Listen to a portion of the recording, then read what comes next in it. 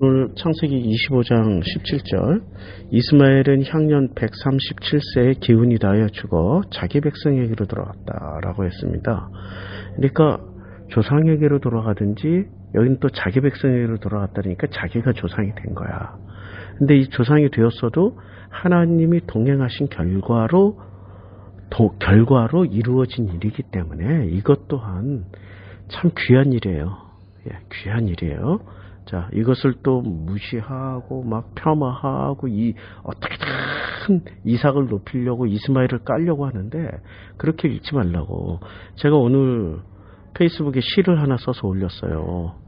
그러니까 그 행간을 읽어라라는 취지에서 시를 하나 썼는데 이거 하나 소개하고 가야 되겠다. 행간의 바다에 빠져.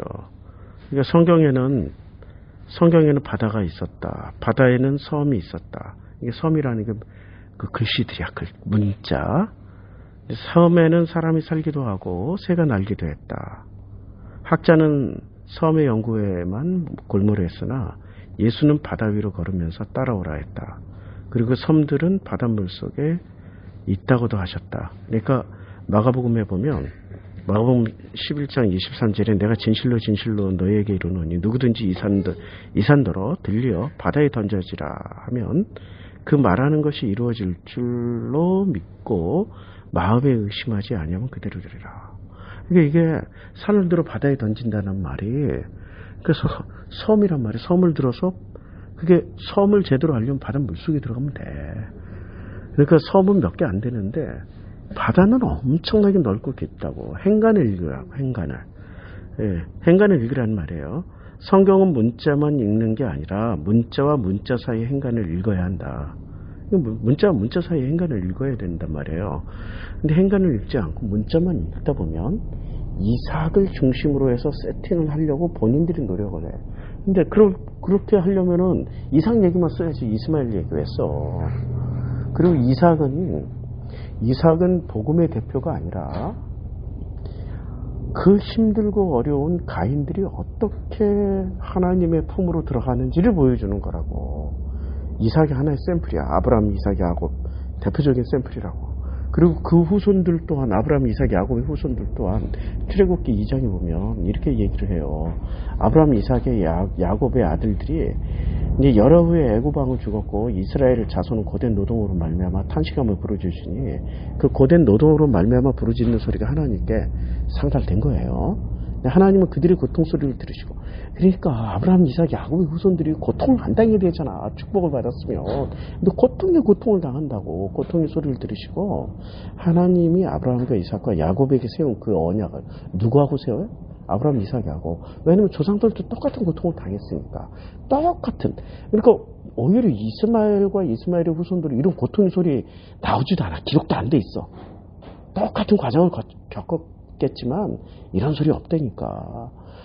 그러니까 우리는 성경에서 뭐 꼭 엘로힘을 불러야 구원받고 뭐 그런 거 없어요. 다 구원해 주잖아. 하나님이 다 구원해 줘. 심지어는 야, 구원 못 받으면 네가 조상이 돼서 네 밑으로 들어오면 다 내가 이스마엘 너를 평생 동행했던 것처럼 네 밑으로 들어오면 나도 네 밑으로 들어온 너희의 그 후손들, 네가 조상이 되니 내가 같이 동행해 줄게. 뭐 이러면 되는 거 아니에요. 그런 소리인데, 그러니까 꼭 이삭 전통으로만 세우려고 어떻게든 그걸 중심으로 해서 교류를 만들려고 하는 것이 문제가 있다는 거죠. 하나님이 이스라엘 자손을 돌보셨고 하나님이 그들을 기억하셨더라. 하나님이 이스라엘 자손을 돌보셨고 하나님이 그들을 기억하셨더라. 그러니까 돌보셨고 기억하셨더라. 이건 마치 이스마엘과 동행하셨던 그 모습이잖아요. 그러니까 이스마엘도 이렇게 하나님이 돌보셨고 하나님이 이스마엘을 기억하셨더라. 이걸 먼저 우리가 기억을 하죠. 인정 좀 하자고, 인정. 근데 인정을 안 하고 사람들은 어떻게 하든 주인공 중심으로 해서 세팅을 하려고 그래. 주인공 중심으로 해서 세팅을 하면은 문제가 참 많아요.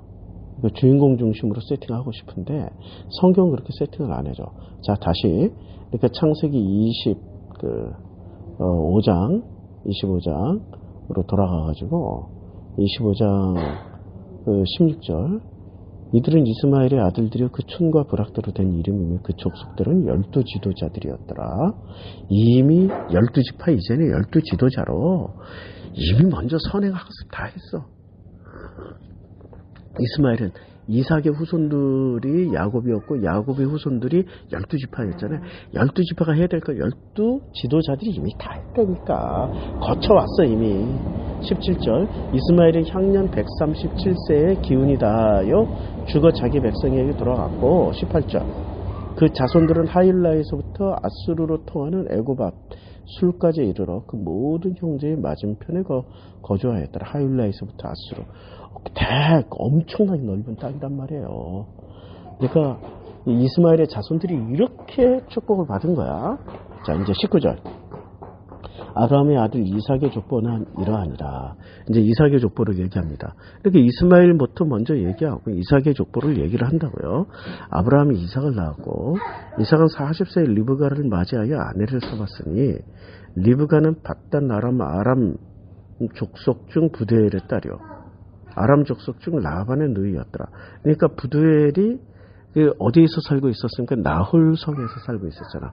그러니까 나홀이 하나의 성을 만들 정도로 아브라함과 나홀과 하란은 그러니까 굉장히 뛰어난 어떤 족장들이었단 말이에요. 족장들이었고 권력자들이었고 그리고 그 권력과 가지고 있는 것들을 지키기 위해서 근친혼을 해왔던 우리가 이제까지 공부한 내용이 그거란 말이에요.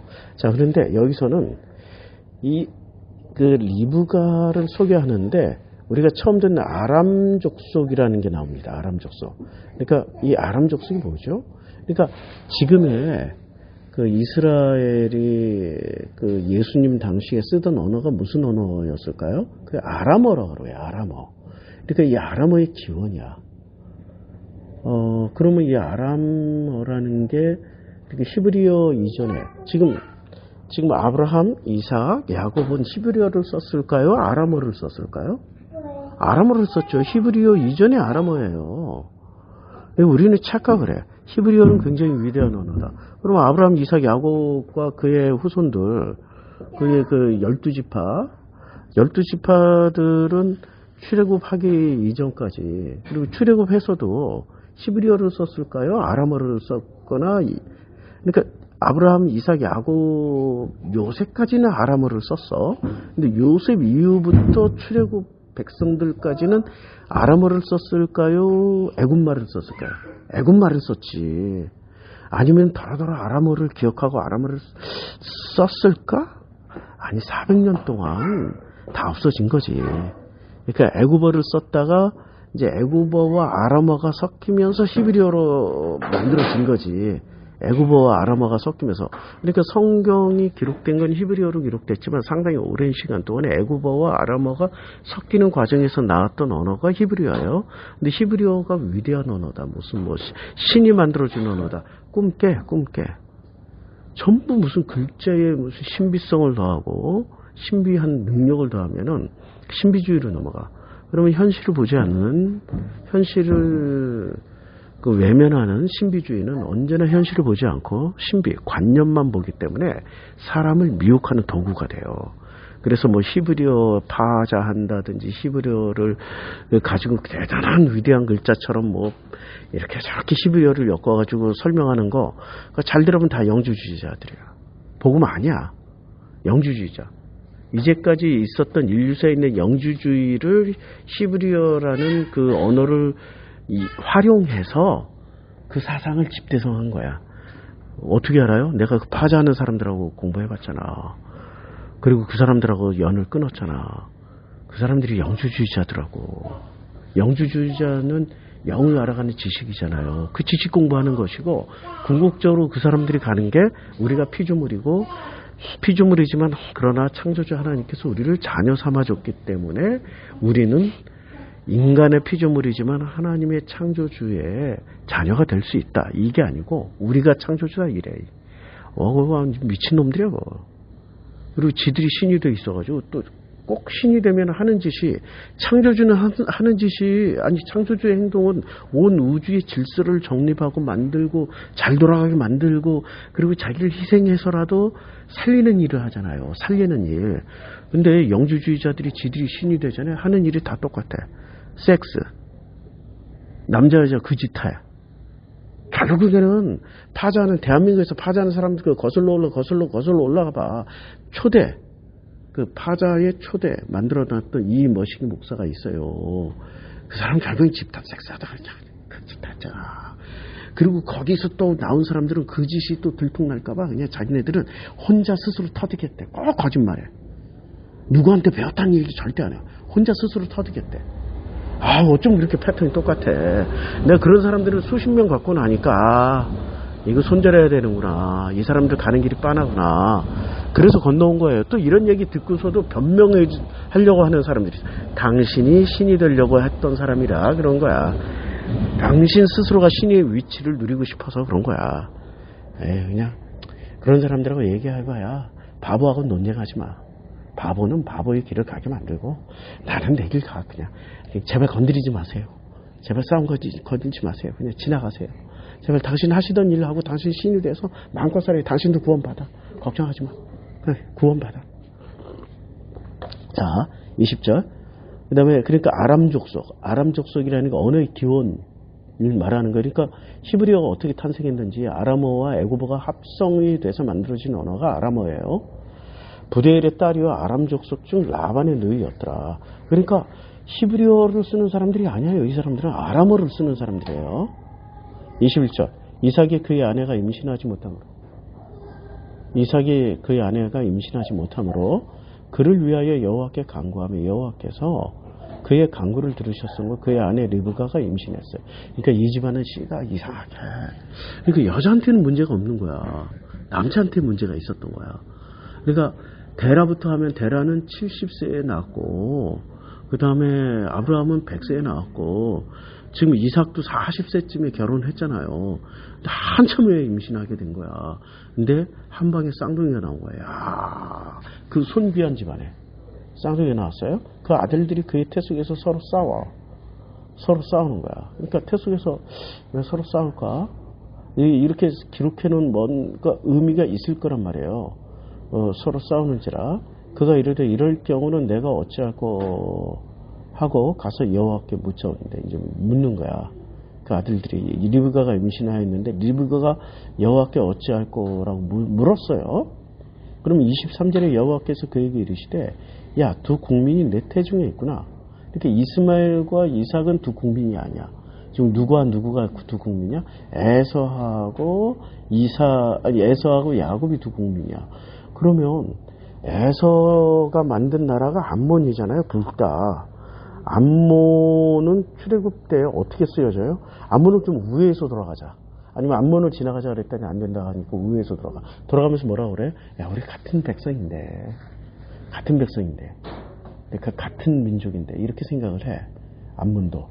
그러니까 여기는 두 국민이라고 얘기한 거는 아마 다른 의미가 있을 거예요. 천천히 읽어보자고요. 두 민족이 내 복중에서 나누이리라. 이 족속이 저 족속보다 강하겠고 큰 자가 어린 자를 섬기리라 하셨더라. 그러니까 큰 자가 어린 자를 섬긴다? 그럼 결론적으로 우리는 이 스토리를 다 알고 있잖아. 이 족속이 저 족속보다 더 강하겠다라고 하면은 그러면은 야곱의 백성이 더 강한 거예요? 아니면 에서의 백성이 더 강했다? 에서가 더 강했던 거야. 그러니까 피해갔잖아. 뺑 돌아갔잖아. 그 다음에 큰 자가 어린 자를 섬겨요. 그러니까 암몬이 섬겼어요. 이스라엘의 12지파가 섬겼어요. 암몬이 섬겼어. 암몬이 공격 안 했으니까 암몬이 섬긴 거야. 그러니까 우리는 여기서부터 무조건 어떤 생각을 하냐면 크다. 그러면 이게 큰 게 좀 더 센 거고 섬김을 받는 게 더 좋다라고 생각하는데 그런 도식을 좀 깨라고. 도식을 깨야 이런 본문들을 읽어나갈 수 있다고. 성경을 읽을 때는 문자에 붙잡히지 말고 문자는 하나의 섬이야. 바다 위에 떠있는 섬들이고 이 섬이 잠겨있는 그러니까 섬의 일부분만 나온 거지 섬의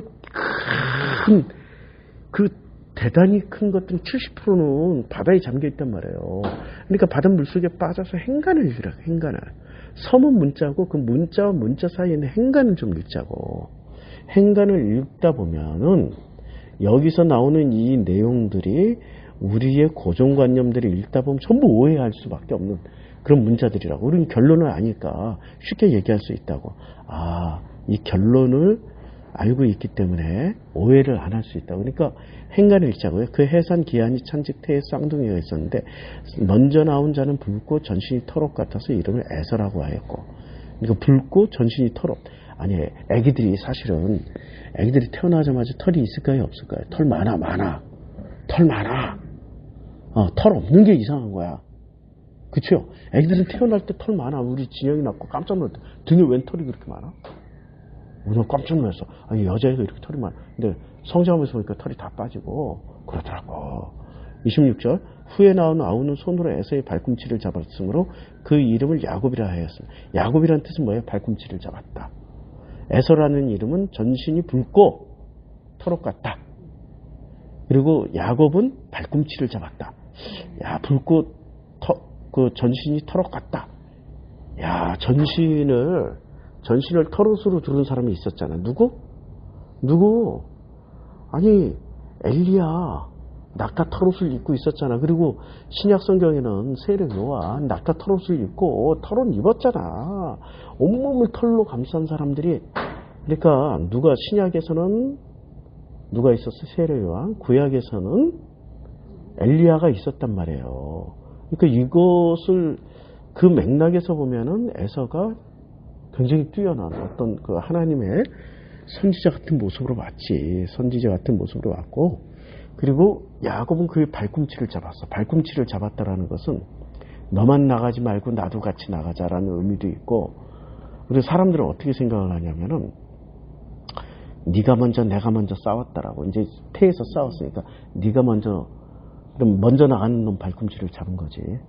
그러면 이 좌우지간 얘가 태어나기도 전부터 무슨 짓을 한 거야? 순위 다툼을 에서가 했어? 야곱이 했어? 그럼 둘 중에 누가 굉장히 이상한 거야? 누가 가인에 가까워? 가인족에? 야곱이 훨씬 가깝지. 그걸 보자고. 그러니까 순위 다툼, 고지론, 내가 먼저, 내가 1등, 이걸 하기 위해서 지금 발꿈치 잡은 거 아니에요. 그러니까 아브라함, 이삭, 야곱의 계열은 한마디로 말해서 어떻게 우리 같은 사람들이 하나님을 믿고 하나님의 의지에서 살아갈 수 있는지를, 그 삶의 여정을 이 사람들을 통해서 보여주는 거라고. 그러니까 좋은 사람들을 통해서 보여주는 게 아니라 이상한 것들, 더럽게 찌그린 것들. 그리고 오히려 털이 많았다라는 게 나쁜 게 아니에요. 엘리야처럼, 세례 요한처럼 털이 많았다니까. 그러니까 엘리야나 세례 요한은 털이 없는데 털옷 옷을 입고 털옷 입은 사람은 행세를 했어. 그러면 성경에서 털이 제일 많았던 사람이 누구예요? 에서처럼 했다라는 거지. 아이러니. 에서는 원래 털이 많게 태어났고 나이 먹어서도 털이 많았어. 그러니까 우리는 자꾸 고정관념으로 읽으려고 하지 말라고. 고정관념 빼라고. 빼. 자, 후에 나온 아우는 손으로 에서의 발꿈치를 잡았으므로 그 이름을 야곱이라 했으며, 자, 리브가가 그들을 낳을 때 이삭의 나이가, 결혼한 지 20년 만에 낳았어. 얼마나. 그리고 자기 아버지나 자기 할아버지에 비해서는 일찍 낳은 거야. 할아버지 70세, 아버지 100세, 자기 60세, 40년 먼저 낳았다니까. 할렐루야지. 그런데 애를 낳을 때 창세기 2장에 법칙이 있단 말이야. 아니, 창세기 3장에 법칙이 있어.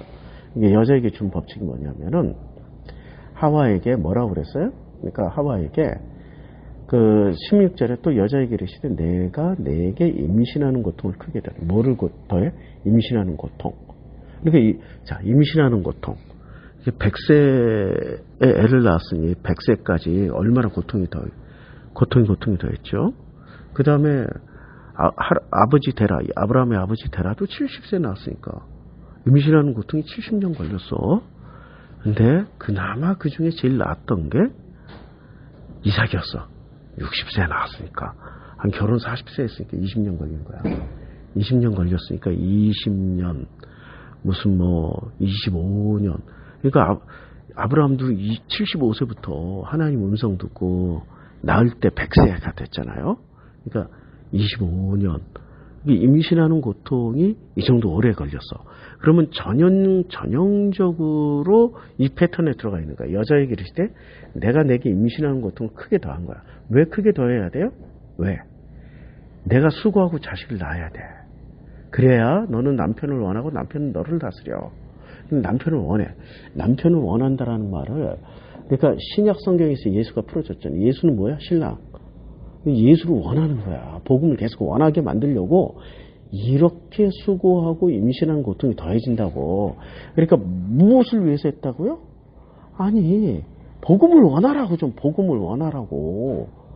자, 복음을 원하라고 이렇게 오랜 시간. 그러니까 이 집안이 복음이 들어오기까지 이렇게 오랜 시간들이 걸리는 거야. 이렇게.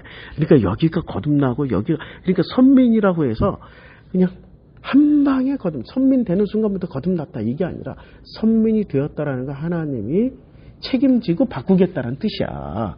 오해 좀 하지 말라고. 오해 좀. 책임지고 바꾸겠다는 뜻이래. 근데 이것을 선민하면은 그냥 아무 고생 안 해요. 태어나자마자 우린 구원받았다. 꿈 깨라고. 선민이 됐다라는 것은 그때부터 시작이야. 그때부터 시작돼서 그때부터 만들어져가는 여정에 있다고. 그럼 우리도 선민이야? 아니, 우리도 선민이야. 예수 믿는 순간부터 만들어지기 시작하는 거야. 그러니까 우리도 선민이라니까. 그래서 예수 믿고 구원받는다. 이게 선민이야. 그때부터 만들어지니까. 그러니까 얼마나 복음적이야 이게. 그러니까 사람들은, 그러니까 우리가 개념을 전부 다 엉터리로 알고 있었던 거야. 선민 되는 순간부터 구원에 대해서는 걱정 안 한다. 근데 잘 보세요. 예수 시대 때 그들이 구원에 대해서 걱정했어요? 고민 많이 했어요? 고민 많이 했잖아. 아니, 요한복음 3장을 보자고요. 요한복음 3장에 보면 니고데모가, 아니, 사람이 늙으면 어떻게 날 수 있어? 없나니까 두 번째 모태에 들어갔다 날 수 있습니까? 이게 거듭남에 대해서 물어보잖아요. 근데 예수가 뭐라고 그래요? 내가 진실로 진실로 너에게 이르노니 사람이 물과 성령으로 나지 않으면 하나님 나라에 들어갈 수 없다. 그러니까 구원 받았다라고 생각하는 거예요. 구원 받아야 될 사람이라고 생각하고 있는가? 니고데모는 바리새인이고 바리새고 율법학자 중에 율법학자고 그래서 너무 뛰어나니까 공회의 멤버가 됐다고. 그런데 이 바리새 중에 바리새도 구원에 대해서 의심하고 있었던 거죠. 선민이라고 하는데 의심한다니까요. 이렇게 선민이라고 해서 100% 다 구원받았다. 꿈 깨시라고. 절대 그러지 않아. 절대. 그럼 우리는, 안녕하세요. 예. 우리는 기본적으로 참 놀라운 게, 뭔가 확실한 것을 붙잡고 싶어 하는 게 인간이야. 확실하게 뭔가를 붙잡고 그것을 의지해서 끝까지 그렇게 살아가고 싶어. 그런데 확실하게 붙잡았는데 그 붙잡은 것이 계속 우리가 흔들릴 수밖에 없는 흔들 의자 같은 거야. 의자는 안 넘어지는데 계속 흔들리니까 의심하는 거지. 내 인생이 왜 이렇게 흔들리냐, 내 인생이 왜 이렇게 괴롭냐, 그런 거라니까. 그러니까 우리는 인간으로 태어나면 순간 누구로 태어나야 진짜 큰 틀로 보면, 이렇게 창세기 5장이 좋고 누가복음 3장이 좋고로 생각하면 우리의 조상, 아담의 조상은 하나님이잖아. 하나님의 아들이잖아. 그러니까 하나님의 아들로 태어나는 거라니까. 하나님의 아들로 태어나서 걱정하지 마. 다 구원받아. 구원 가지고 그냥 일희일비 할 필요 없어. 구원 문제 때문에 교회 나가서 열심히 기도할 필요 없고 목사에게 충성할 필요 없다고. 다 구원받아. 하다못해 이스마엘처럼 이스마엘이 조상인데 이스마엘이 품으로 다 들어가. 그러면 이스마엘은 누가 품고 있어요? 하나님 품고 있다니까. 동행하셨던 거죠. 다 구원받아. 걱정하지 마. 그러니까 괜히 구원 문제, 그게 가스라이팅이라니까. 그것 때문에 노예 생활을 해요. 구원 다 받아. 성경이 벌써 이렇게 얘기하고 있는데. 그런데 그럼 구원은 목사님 죽어서 구원받는 건 다 알겠는데요. 그러면 진짜 구원이란 뭐예요? 구원 못 받는 자도 있는데, 와, 누가 그걸 아침에 기똥차게 물어보더라고요. 근데 얘기를 해줬지. 그게 뭘까라고 생각했더니 죽어서 받는 게 아니고, 예수가 하셨을 때 너희가 죽지 않고서 살아있는 동안에도 이걸 볼 자가 있다라고 그랬어, 천국을. 그러면 진짜 예수가 말한 구원은 죽어서 받는 구원이 아니고 살아서 누리는 자들이야. 그게 진짜 구원이야. 아, 짜증나. 이게 또